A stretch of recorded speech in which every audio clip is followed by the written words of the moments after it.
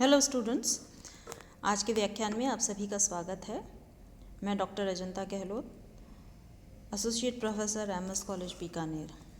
आज का हमारा टॉपिक है जैन दर्शन में मोक्ष, the concept of liberation in Jain philosophy.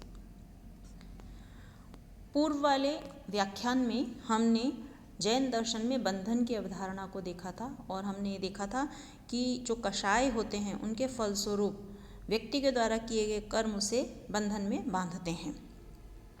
आज हम बंधन से मुक्ति अर्थात मोक्ष किस प्रकार से संभव है, इस अवधारणा पर विचार करते हैं। हमने देखा था कि जीव और पुद्गल के संयोग से बंधन होता है, अर्थात जो कर्म होते हैं, जीव के जो कर्म होते हैं वो पुद्गल को या कषाय जो होते हैं वो पुद्गल को अपनी तरफ आकृष्ट करते हैं और जिससे बंधन होता है। अतः जीव का पुद्गल से वियोग होना ही मोक्ष है। संयोग से बंधन है। जीव और पुद्गल, जीव यानी आत्मतत्व और पुद्गल यानी शरीर, इसका जब संयोग होता है तो बंधन होता है। यदि जीव का पुद्गल से वियोग हो जाएगा तो वह मोक्ष कहलाएगा। पुद्गल से वियोग तभी हो सकता है जब नए पुद्गल का आस्त्रव बंद हो जाए और जीव में पहले से ही प्रविष्ट वह जीर्ण हो जाए। पहले को संवर और दूसरे को निर्जरा कहते हैं।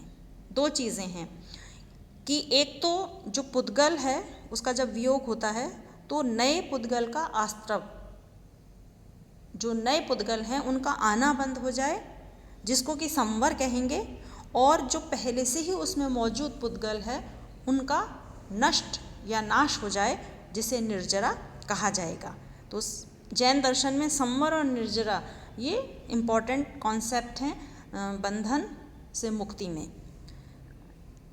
हमने पिछले व्याख्यान में देखा था कि अज्ञान ही कषायों का कारण है। जीव में पुद्गल का आस्त्रव जीव के अंतर्निहित कषायों के कारण होता है। कषाय क्या थे?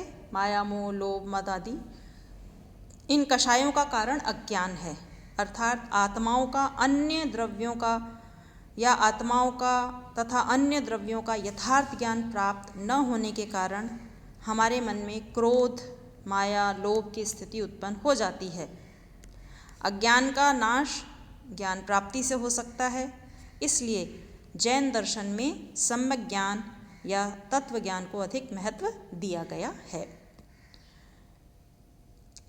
सम्यक ज्ञान की प्राप्ति पूर्ण ज्ञानी तीर्थंकरों या अन्य मुक्त महात्माओं के उपदेशों के मनन से होती है।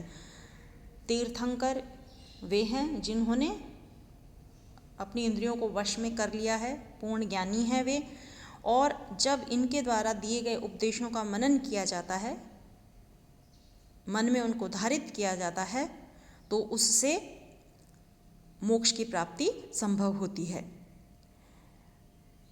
उपदेशों का मनन करने से पहले ये आवश्यक है कि हम उसको भली भांति जान लें, और सबसे बड़ी बात ये होती है कि किसी भी ज्ञान को ग्रहण करने के लिए जो ज्ञान देने वाला है उसके प्रति हमारी श्रद्धा का भाव होना अनिवार्य है। इसलिए सतत श्रद्धा से ही और ज्ञान को ग्रहण करने के प्रति हमारी जो भावना है, इन दोनों से ही सम्यक ज्ञान की प्राप्ति संभव है। ये जो श्रद्धा है इसी को ही सम्यक दर्शन कहा जाता है। सम्यक दर्शन क्या हुआ? जो उपदेश करता है उसके प्रति श्रद्धा का भाव होना सम्यक दर्शन कहलाता है।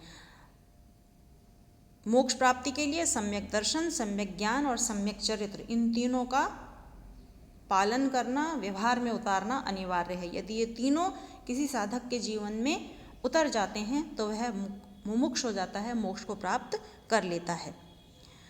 सम्यक ज्ञान की प्राप्ति में सम्यक दर्शन का बहुत महत्व होता है, किंतु केवल सम्यक ज्ञान प्राप्त कर लेने से ही कुछ फल नहीं मिलता, उसके अनुसार जीवन यापन भी करना पड़ता है। इसलिए सम्यक चरित्र का बहुत अधिक महत्व होता है। सम्यक जीवन यापन तभी संभव है जब सम्यक चरित्र का पालन किया जाए, जो हम आगे आने वाले व्याख्यान में देखेंगे कि किस प्रकार से पंच महाव्रत की जो अवधारणा है वह सम्यक चरित्र को अभिव्यक्त करती है।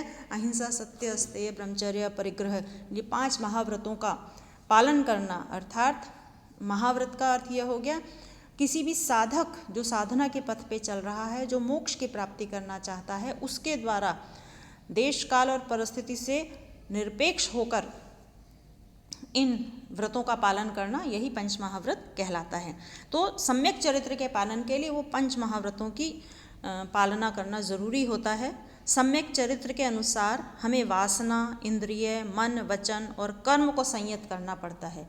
आगे जब हम सम्यक चरित्र के पालन के लिए इन पंच महाव्रत की अवधारणा को पढ़ेंगे तो वहाँ देखेंगे कि अहिंसा हो या सत्य हो, अस्तेय, कोई भी व्रत हो, उन सभी में उनकी पालना मन से, यानी मन में उसका विचार वैसा रखना, वचन से वैसा ही बोलना और जैसा बोल रहे हैं उसके अनुरूप ही अपने जीवन में क्रियाशील या कार्यात्मक रूप में उसको उतारना।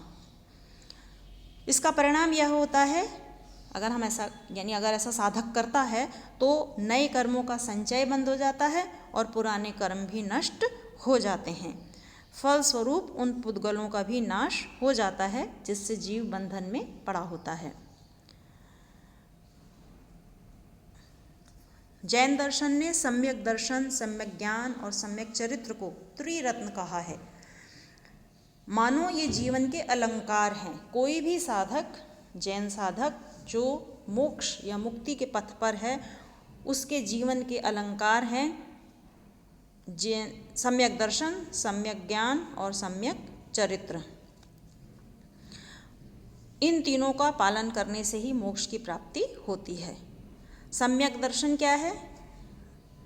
यथार्थ ज्ञान के प्रति श्रद्धा होना, यही सम्यक दर्शन है। कुछ लोगों में तो यह स्वभावतः विद्यमान होता है और कुछ इसे विद्योपार्जन और अभ्यास के द्वारा सीख सकते हैं। परंतु श्रद्धा का उदय तभी होता है जब किसी कर्म से अश्रद्धा की उत्पत्ति होती है, उस कर्म का संवर या निर्जर होता है। यानी श्रद्धा किसी भाव के प्रति होने के लिए किसी अन्य चीज़ के प्रति अश्रद्धा का भाव होना चाहिए। इसका अर्थ यह हुआ कि यदि किसी द्रव्य में मेरी श्रद्धा है तो उस द्रव्य या वास्तविकता या अविद्या से छुटकारे में पाने के लिए यदि श्रद्धा है तो फिर उस अविद्या के प्रति अश्रद्धा का भाव होना अनिवार्य है। सम्यक दर्शन का अर्थ कभी भी अंधविश्वास नहीं होता है। जैसे हमने अभी देखा भी कि जो भी ज्ञान दिया जाता है, उपदेश दिए जाते हैं ऋषि मुनियों के द्वारा, तीर्थंकरों के द्वारा, उनके प्रति श्रद्धा का भाव होना बहुत ज़रूरी है। तो कई बार ऐसा प्रतीत होता है मानो यह श्रद्धा नहीं बल्कि उनके प्रति अंधविश्वास है, परंतु वह अंधविश्वास नहीं होती है, क्योंकि जब भी तीर्थंकरों के द्वारा उपदेश दिए जाते हैं तो जैन दार्शनिक स्वयं कहते हैं कि जैन मत युक्तिहीन नहीं वरन युक्ति प्रधान है, इसलिए उनकी बातों पर आंख मूंद के विश्वास नहीं करना चाहिए। स्वयं भी उस बात को हम चाहें तो उसको सत्यापित कर सकते हैं। हालांकि जैन दर्शन कहते हैं न मेरा महावीर के प्रति कोई पक्षपात है, न कपिल और न ही अन्य दार्शनिकों के प्रति द्वेष है। मैं युक्ति संगत वचन को ही मानता हूँ, वह चाहे जिस किसी का हो। युक्ति संगत, तार्किक, तर्कपूर्ण, जो भी बात जैन मुनियों के द्वारा कही जा रही है वह तर्काधारित है, वह श्रद्धा या यूँ कहें कि किसी एक मत से संबंधित नहीं है, बल्कि उनकी प्रत्येक बात को सत्यापित किया जा सकता है। श्रद्धा पूर्णतया युक्ति संगत होती है, अंधविश्वास नहीं होती है। विषय के संबंध में कुछ ज्ञान प्राप्त कर लेने के बाद भी यह होती है, और ऐसे विश्वास के बिना पूर्ण ज्ञान प्राप्त कर लेने की प्रेरणा भी नहीं मिल सकती है। यानी किसी को भी ज्ञान प्राप्त करना है तो उसके मन में श्रद्धा का भाव होना अनिवार्य है, और यदि हमारा उसके प्रति विश्वास होगी, श्रद्धा होगी, तो उसके द्वारा दिए गए वचनों को अधिकाधिक मनन करने से विश्वास और बढ़ता चला जाएगा। तत्वों के सविशेष ज्ञान होने से ही सम्यक ज्ञान की प्राप्ति होती है। सम्यक दर्शन में जैन दर्शन उपदेशों के केवल सारांश का ज्ञान प्राप्त होता है, किंतु सम्यक ज्ञान में जीव अजीव के मूल तत्वों का विशेष ज्ञान प्राप्त होता है। साथ ही सम्यक ज्ञान असंदिग्ध और दोष रहित होता है। जैन प्रमाण में हम इस बात को देख चुके हैं कि यथार्थ ज्ञान किस प्रकार से होता है। तो इस प्रकार से ये त्रिरत्न जो हैं उनको व्यवहार में उतार लेने से जैन साधक अलंकृत हो जाता है, उपाधि युक्त हो जाता है, परंतु वह उपाधि लौकिक जीवन की नहीं होती है, इस संसार की नहीं होती है, बल्कि वह विशिष्टता की उपाधि होती है, मोक्ष के प्राप्ति की उपाधि होती है। धन्यवाद।